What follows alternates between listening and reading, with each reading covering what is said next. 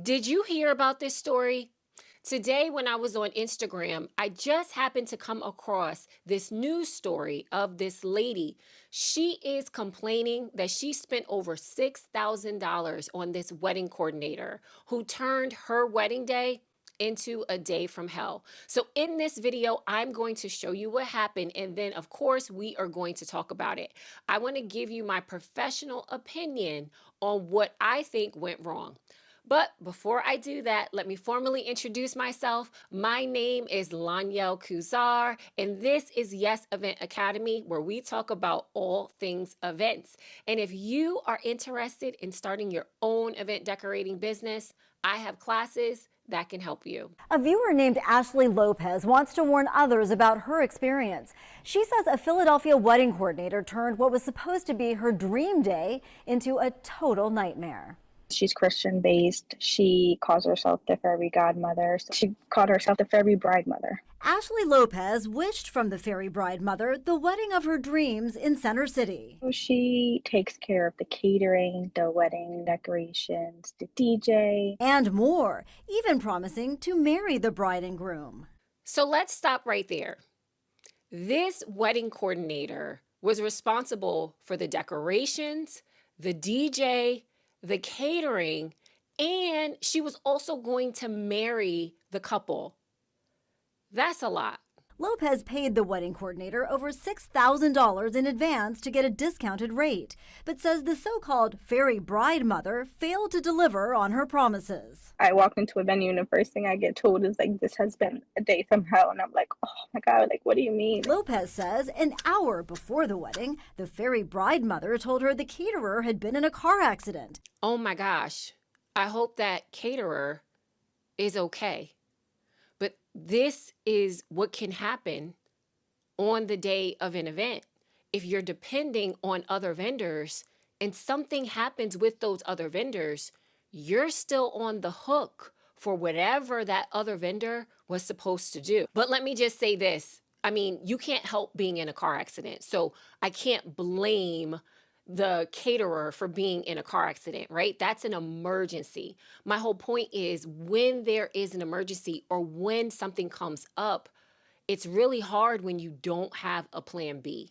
Then the coordinator left, leaving Lopez to finish setting up the venue. There was supposed to be a memorial table to honor my husband's father who passed away and my grandma who passed away. I sent her pictures. She was supposed to print it out. There was nothing there. Plus, she says the meal was delayed, the food was not what she paid for, and there wasn't even enough to feed all the guests. And I bet you that's because there was no plan B when it came to the catering. So when the caterer got into a car accident, I'm pretty sure that wedding coordinator had to scramble and come up with something at the last minute. I think I was just so angry with how she treated my day, because you hear like everyone talk about their wedding day and it's like this beautiful thing, and here I'm like stressed. Lopez also says the coordinator misplaced the marriage certificate she'd given her to sign. So then I had to go back, file a duplicate, harass her for a week to come back to my home to sign my marriage certificate so I can be legally married. The fairy bride mother is Tracy R. Lawton. When Lopez hired Lawton, she was using the company name Wedding Kiss Ballroom. Lawton promised Lopez a refund, but Lopez says she never gave her any money back. I think it's good that she offered to give a refund. But the thing is that if you don't actually give a refund, then it's going to make the customer even more mad. Nothing. So that's why I sued her. Lopez won the lawsuit after Lawton failed to show up, but says she still hasn't seen a dime. Lopez wants to warn other brides. Lopez says her message to other brides is do your research and get recommendations and references. We did speak with Lawton, who agrees Lopez's wedding day was, quote, a day from hell. She tells us, quote, I too was devastated. It was a day of mishaps. I have apologized 100,000 times. I still intend to pay Ashley back. Hers was my last wedding, and then I closed down my business. Unfortunately, I think this was a classic case of taking on too much. And we do that in the event industry, especially when we're new. So for this event coordinator, I think she took on way too much responsibility.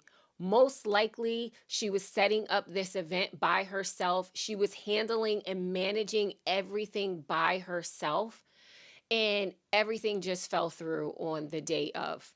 And here's what happens when a client is paying you, they're expecting that everything is going to work out according to whatever plan that they made with you. So if you agree to handle the catering, then they are going to look to you to make sure that the catering goes smoothly, even if you're not the one who's cooking the food, right?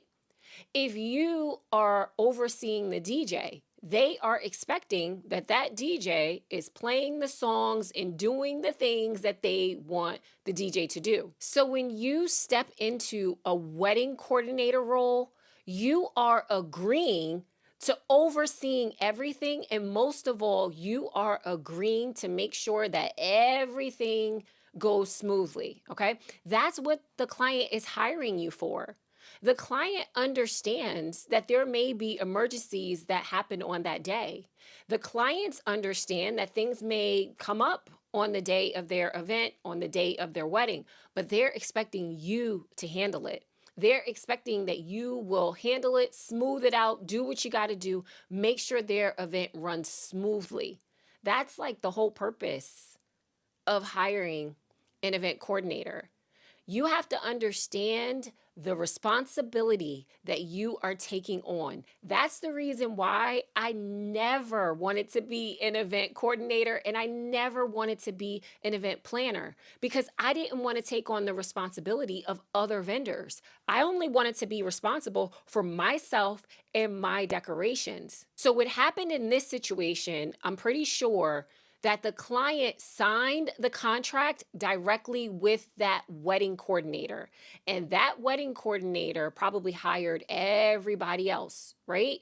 So the only contract that that client signed was with that wedding coordinator.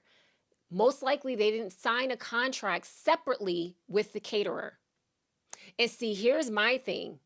I would have had, even if I'm the coordinator, I would make sure that the client is signing a contract with everybody individually. So whoever the vendors are, my client is going to sign a contract with them directly.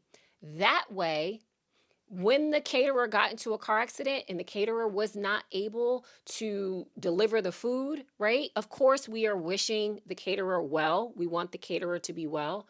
But at the end of the day, the client could have handled that directly with the caterer. Unfortunately, for this wedding coordinator, there was only one contract that was signed. Well, it looks like there was only one contract that was signed. So let's say that the DJ didn't show up. The coordinator would have been on the hook for that too. I always have clients sign a contract with whoever they are doing business with because I don't want to be responsible if things go south, right? So that's really the hard part in this situation with this wedding coordinator is that when that caterer did not show up, unfortunately, everything probably went haywire after that. Because now the wedding coordinator has to drop the decorations. Remember, the wedding coordinator was responsible for decorating the wedding as well. So now she can't even focus on decorating the wedding because she has to run around and figure out what am I going to do about food. So this is a classic example of taking on too much, biting off more than you can chew. And I am certainly not judging this lady because we have all done it. When you are a new business, when you are eager, when you have a passion and an excitement for events, you tend to set your sights really high and you take on more and more and more responsibility because you just get so excited about the opportunity. Unfortunately, sometimes it can end like this, where you take on way too much and you're not able to deliver it. Now, thank goodness this lady did apologize. It sounds like she apologized a million times. And she offered her a refund, but unfortunately she wasn't able to pay it. So that's the reason why they ended up in court. And I understand that this client is upset. That's the reason why she is on the news. She's on the news telling people, this was my experience and this is how you can avoid it, right? But I'm pretty sure this wedding coordinator did not make any money off of this event. Yes, the client paid over $6,000, but that wedding coordinator had to pay the caterer. She had to pay the DJ. She had to pay for those decorations. I'm pretty sure she spent that money, and that's the reason why she's not able to give this client a refund. The caterer and the DJ and everybody, right?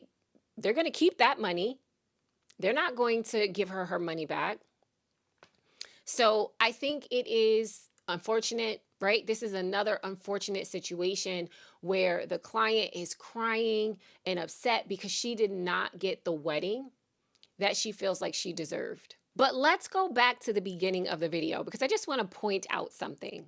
A viewer named Ashley Lopez wants to warn others about her experience. She says a Philadelphia wedding coordinator turned what was supposed to be her dream day into a total nightmare. She's Christian based. You see what she said, right? She's a Christian. She's a Christian. For all of us Christians, what I have realized is that people, once you say you're a Christian, people are elevating you to perfection, literally elevating you to perfection. So we have to be extra careful. We have to make sure, sometimes I feel like we have to over deliver so that we are representing the body of Christ well. Because when we make a mistake, I mean, people are like, you see, first thing that she said, you're a Christian. You're a Christian. So they expect way more of us. And I'm not excusing anything and I'm not minimizing anything. You know, I completely understand that this bride was devastated. She's really upset, right? You only have one wedding. This may be her only wedding. And so she was really looking forward to the experience. And of course, we do not want that to be anybody's experience. We want tears of joy, not tears of disappointment. But one of the things that stood out to me was she's a Christian. She's a Christian, because to me, that implies that as a Christian, you shouldn't have treated me like this. You shouldn't have done this to me. You shouldn't have treated my wedding in this way. You should have executed. You should have done what you said that you were going to do. So if you are a wedding planner, a wedding coordinator, anybody in the wedding industry or in the event industry, please do not take on more than you can chew.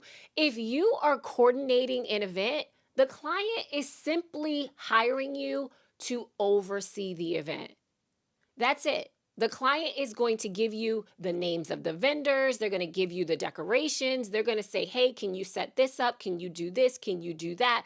They're pretty much giving you a list of things to do and then asking that you oversee everything while they go get ready. Of course, as a coordinator, they're also asking you to stay during the event to help with the ceremony, to give them a helping hand, right? So they don't have to do everything themselves. So that is what a coordinator is responsible for. Not for the catering, not for the DJ, not for everything, right? Like, don't take on more than you can chew. When you are first starting your business, you want to just stay in your lane as much as you can until you build a team, until you build a team of vendors, right? You need a team of people who can help you. You need a team of vendors that you can call if an emergency comes up, right? You need a full-blown team before you take on that level of responsibility. So when you first start out, just stay in your lane. Do what you can do. Don't take on too much responsibility for other people. Do not make yourself liable for other people. Just stay in your lane. All right. Now, if you have any questions, if you are interested in starting a balloon decorating business, you know where to find me. I will put the link in the description so you can sign up. If you have any other questions, please let me know, and I'll see you in my next video.